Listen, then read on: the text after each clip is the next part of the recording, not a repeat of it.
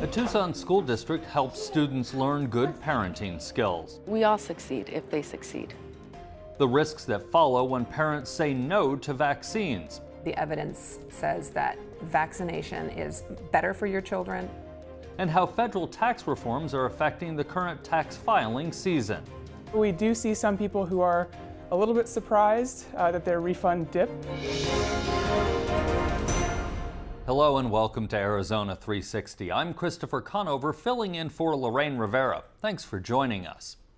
Arizona has a lot of room to grow when it comes to caring for its youngest residents. At least that's according to a new report that looks at the well-being and development of infants across the country.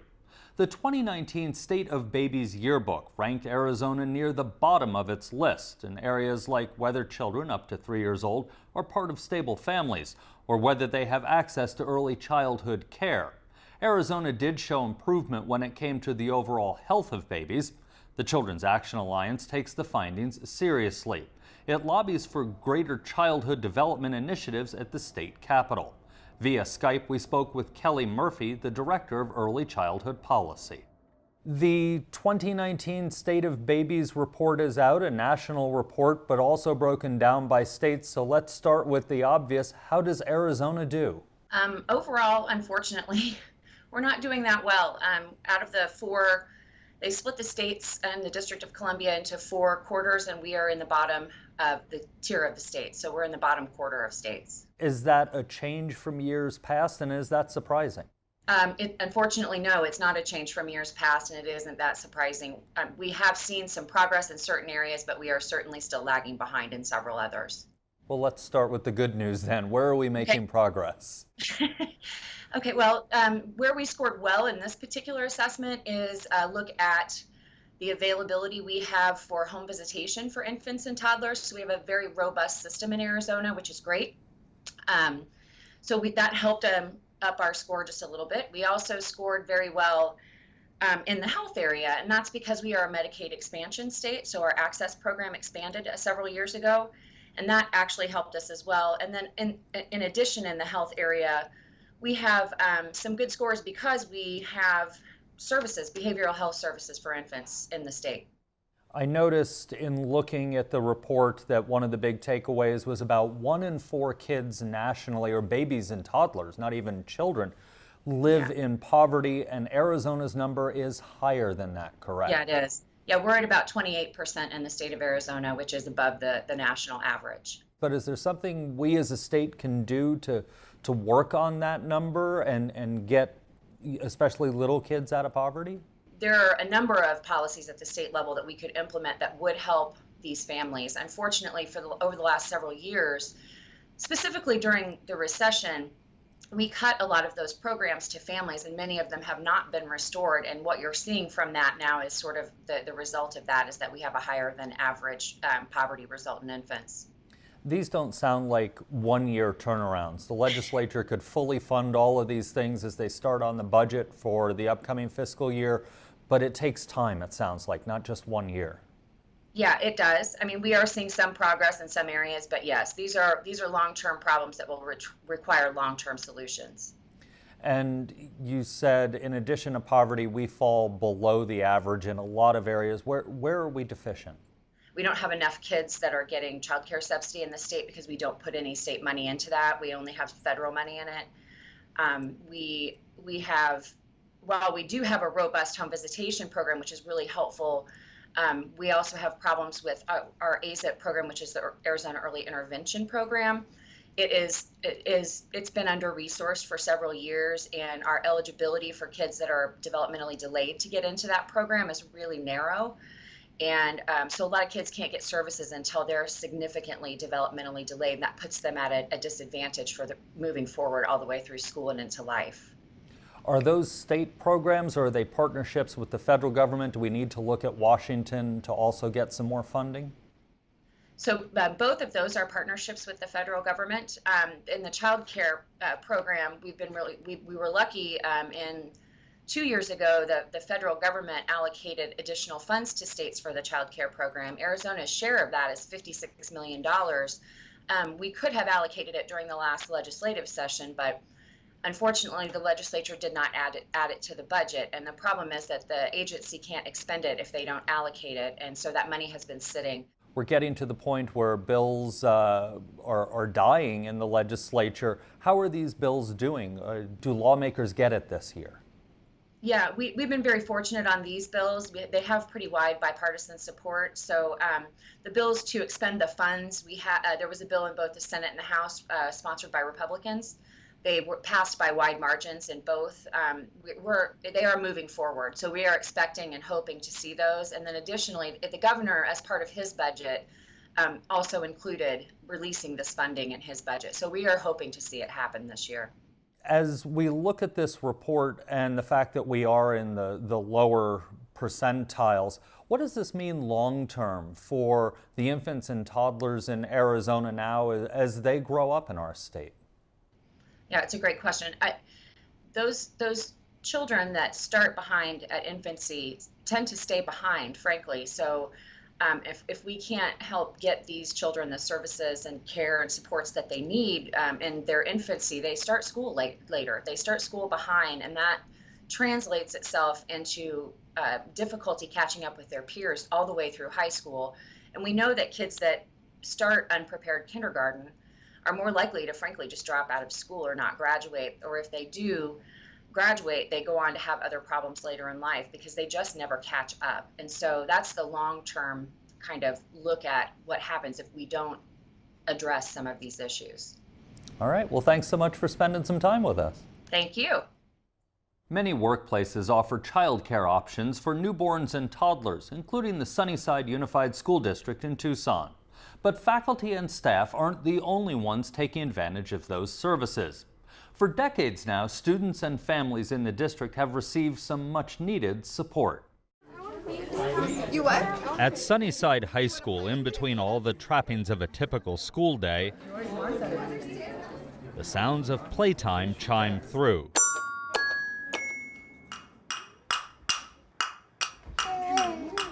This classroom doubles as a daycare as part of the Sunnyside Unified School District's Teenage Parent Program. I think it's good for them, you know, because it keeps them in school. And like I always tell them, you know, like, you might be your only supporter for your child. Good job. Of the 6 infants cared for here, 4 are the children of students in the district. 17-year-old Yosmara Reyes is mom to 10-month-old Carlitos. A junior at Sunnyside High School, morning sickness kept Yosmara home while she was pregnant. She almost didn't come back. So I had dropped out last year, and this year my mom, she got me back to school. She's like, no, she's like, you need to offer your child a better future. I don't think you would want him to live the life you lived. Have him have everything you want. So now I'm here, and either way, even if I get here late, if I get here early, I'm here every single day. That's one of the main goals of the Teenage Parent Program, or TAP for short. For more than 30 years, TAP has helped young parents in the district get their diplomas. About 900 students have used its services, including nearly 30 parents this year. The Infant Care Center provides one source of support. If the student has a child from 2 weeks to 1 year old, then we provide services to that individual if they don't have someone else to care for that child. And everybody pays in one form. Now, if the student qualifies for DES, then we would have that child paid for through DES. If not, or if there's a waiting list, we do get a number of scholarships offered through Quality First that we're so grateful for. Thirdly, if those two fall through, then the student is required to pay a flat fee of $15 a week, regardless of the number of days the child attends. I think it's important that they pay something because they need to get used to the fact that once they're out of school and they need daycare, they're going to have to pay on a regular basis. Monica Luna took charge of TAP in 2013. She says other services include parenting classes for both male and female students or prenatal classes for expecting mothers. A case manager also helps them with additional resources they may need at home. It's that extra attention that has made all the difference for young moms like 18-year-old Karina Perez and her daughter Violeta. Every month we get diapers We get this thing called baby bucks, where it depends on us, like as mothers, that we go to school, we get our grades, and we can buy clothes or little toys for the babies. Like they support us with little things that makes it very big for us since we're very young and had kids and we're still in school. I didn't know DES offered you childcare when you're a student. I didn't know Parents as Teacher existed. Now I'm in that program and they're helping me understand the growth of a baby and how they develop their mind and their body and everything.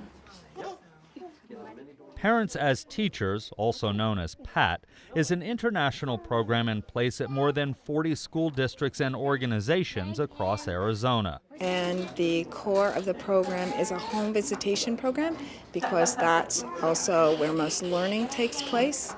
We believe that parents are their child's first and most important teacher. Are you going to come see me?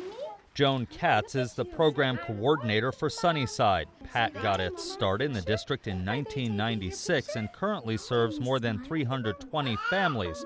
Others are on a wait list. We did a lot of legwork to begin with, and now really most of our referrals come from other families. Services are geared toward expecting mothers and children up to the age of 5. They include 2 home visits a month where PAT educators can go over parenting methods, promote literacy, and help families deal with stress. Most of the families that we serve are low income. 90% of them have 2 or more stressors in their life. A lot of times we get parents that because of the pregnancy, they've missed school, sometimes up to a whole year. So these kids come in already behind. A lot of times there's issues at home. The support is not what we would like for these adolescents to have, so that's a struggle. And so these individuals really have to be driven. Luna knows firsthand the challenges teen moms face while they try to juggle schoolwork and parenthood. She became a mother at 16. Like the students she helps today, Luna turned to her high school's teenage parent program in the Tucson Unified School District. This program is a necessity. I mean, we would like for this not to happen. We would like for conversations to take place from very young in the household. But obviously it doesn't happen in every household because we have teenagers that become pregnant before they planned it. So what do we do with that population?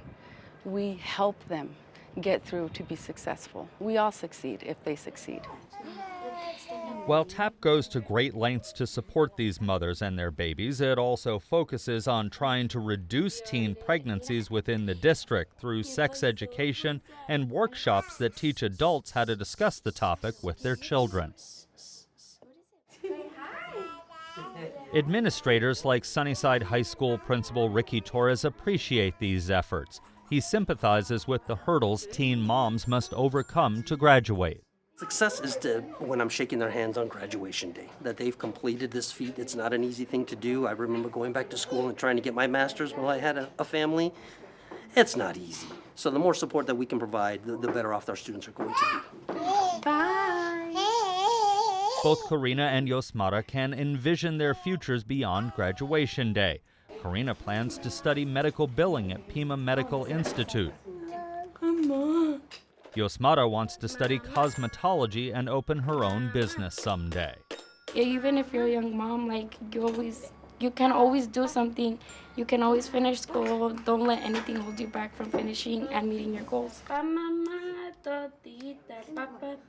Both the Teenage Parenting Program and Parents as Teachers rely on support from First Things First. It's a statewide organization that funds early education and programs for children.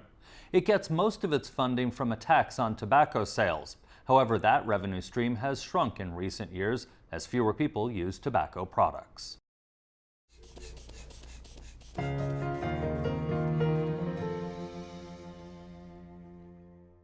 Amid a recent uptick in measles cases nationwide, Arizona Governor Doug Ducey said he would not sign any legislation that could increase the number of unvaccinated kids in the state. So far this year, the CDC has confirmed more than 200 cases of measles in 11 states. Arizona is not among them. By comparison, there were 372 cases nationwide last year and 120 cases in all of 2017. In the year 2000, the CDC declared measles eliminated from the U.S. thanks to effective vaccine programs. To protect against measles, mumps, and rubella, the CDC recommends children get 2 doses of the MMR vaccine, first when they're 12 to 15 months old, and again when they're between the ages of 4 and 6. Under current state law, a student attending kindergarten through 12th grade can get exemptions for some vaccines if their parents submit what's called a personal belief exemption form. For insight into why some parents make that choice, we turn to Casey Ernst and Heidi Pottinger, who study the issue at the University of Arizona Mel and Enid Zuckerman College of Public Health. You have looked at why parents don't get their children vaccinated. What's the overarching reason for that? I think it's actually a little complex. I don't think there's one specific reason. There's multiple reasons that are at play. So some individuals have really strong religious beliefs, and other people are just philosophically opposed to vaccination. And I think one of the most common and growing concerns is that there are parents who are worried about the safety of vaccines and the safety of their kids when they get vaccines. Is it more common in certain areas, be it rural versus urban or something like that? Yes, so I would say the work that we've done in Arizona has demonstrated that there's really significant clustering, not only within specific geographies where you have high rates in, say, the Scottsdale area or in the Sedona area, but you also have particular schools who have really low vaccination rates. Overall, Arizona actually looks pretty good when you look at our immunization levels. But when you break it down into the geographic clusters, some of them are very alarmingly low. What does science tell us about the safety of vaccines? Clinical trials have shown unequivocally that they're safe, that the benefits far outweigh the risks to vaccines. Where are parents getting information that they aren't safe? Where is all this coming from? I think it's coming from multiple sources. Yeah. Some of the things that we identified were that if you have social media accounts, there's a lot of information online, and it's presented in a way that sounds somewhat scientific. And so it's very easy for people to be led into misconceptions about vaccines. Now, I do think that we can't undercount that there are some minor or at least really low chance adverse events that do occur with vaccination.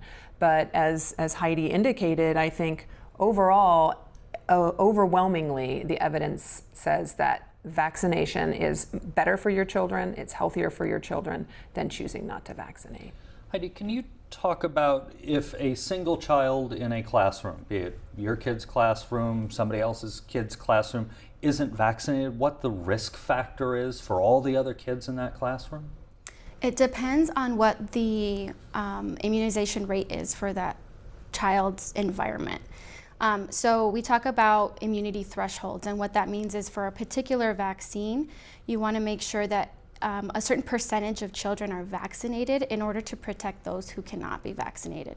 So in some of these schools where we did our research, of the 9 schools, the mean exemption rate was 18, almost 19% exemption rate. And so in the case of measles, you want to see a 95% vaccination rate in order to protect those who can't be vaccinated. Otherwise, these areas, these schools, these environments become pockets where they're susceptible to outbreaks, either emerging from this area or coming into and spreading rapidly throughout the area. You mentioned that a lot of times there are pockets of anti-vaccination. Mm-hmm. You said Scottsdale and Sedona were 2 areas in Arizona. Is there a why for those? Overall, some of the work that we've shown previously indicated that schools where you have high exemption rates tend to have actually higher educated populations. They tend to be more from middle income or higher. The tendency was that a lot of the parents had misperceptions on how the immune system works and about how to develop immunity from disease. There was a tendency to believe that immunity through natural infection was better than immunity through vaccination. What's the best way to talk with them so they're not necessarily villainized and shut down, but they still get some messaging? Yeah.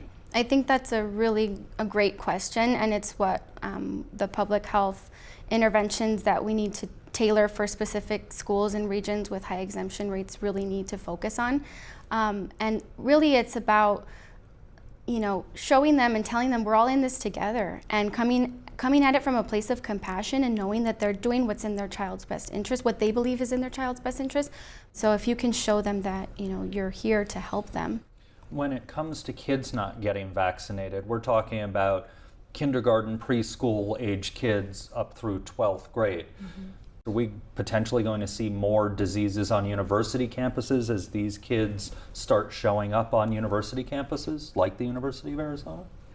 I mean, I think that's a real it's a real probability if the cohorts move through and they don't get vaccinated as they age into adulthood. So I think there's been some attention surrounding children trying to advocate for having the ability to get themselves vaccinated, even without parental consent. And so I think that's sort of a push and pull where we may see some increases in adult vaccination uptake in response to that.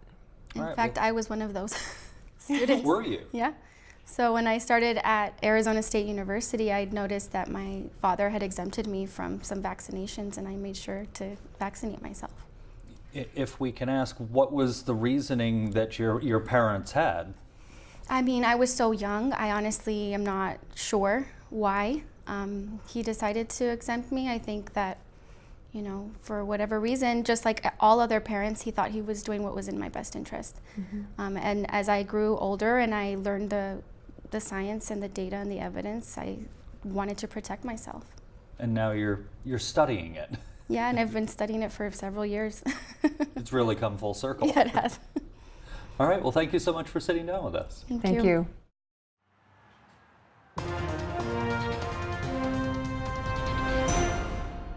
Tax season is in full swing, and reforms passed by federal lawmakers last year are now in effect. The United Way of Tucson and Southern Arizona is one group helping some taxpayers navigate the changes. We learn more from Financial Stability Program Director Ray Pilarski. Tell us all a little bit about the services during this tax season that the United Way is offering. The United Way offers a program called VITA, which stands for Volunteer Income Tax Assistance Program. It's a community program that engages IRS-certified volunteers to prepare tax returns for individuals and households earning up to $66,000. There were some big changes to the tax code, especially on the federal side this year. Is that helping or hurting most of your clients? Helping most, although we do see some people who are a little bit surprised that their refund dipped. It seems to be primarily those who weren't aware that the tax reform actually impacted their withholding, that the withholding was lowered due to changes to the withholding guidelines that employers use to calculate our withholdings. So folks who really rely on that withholding for their refund or to cover their tax liability were a little surprised to either see that refund dip or to owe for the first time. When it comes to the work that your tax preparers are helping people with, do they help them figure out how to make their refund come up maybe next year, change their withholding and things like that, or is that something that needs to be handled by a CPA outside of your group? So one thing that we do offer in the VITA program is something that we call tax forecasting. So we're able to look at the taxpayer's return and see what changes might occur over the course of the next year to help taxpayers prepare for filing in the following season. So we are able to look at withholding, credits that dependents might age out of, or credits where they're starting to hit the income cap, so that people can make those changes on their own. With the changes in the tax code on the federal side, do people need to bring different paperwork than they brought last year? And what do they need to bring with them, whether it's coming to see you all or anybody else, really? So the rule of thumb is to make sure that taxpayers have Social Security numbers for everyone on the return. In our program, they would actually need the card itself or an acceptable alternative. proof of income, so that could be W-2s, 1099s, other forms, any documentation of expenses that they might claim for deductions or credits, as well as account and routing numbers for their bank if they're requesting direct deposit. This year, they don't need to bring anything special. I think some folks may not realize that the standard deduction has essentially doubled across the board. So folks who were itemizing before might be bringing in a lot of extra paperwork that actually won't be used for the return because they won't meet that standard deduction. Now, the state was trying to conform its tax code to the federal tax code. As of the time you and I are sitting down, that hasn't happened yet. Does that complicate matters for those of us who live in Arizona and have both federal and state taxes? It complicates matters in the sense that it has created some additional confusion. However, we don't really know how all of this is going to shake out. It's our understanding that those changes may be made in the summertime, but will be retroactive, so they will actually affect the returns that are being prepared and filed now. However, it's also our understanding that the Arizona Department of Revenue intends to make any adjustments necessary for those returns to conform to the new tax law themselves, which means that it'll actually be a very small group of taxpayers who might have to amend their return.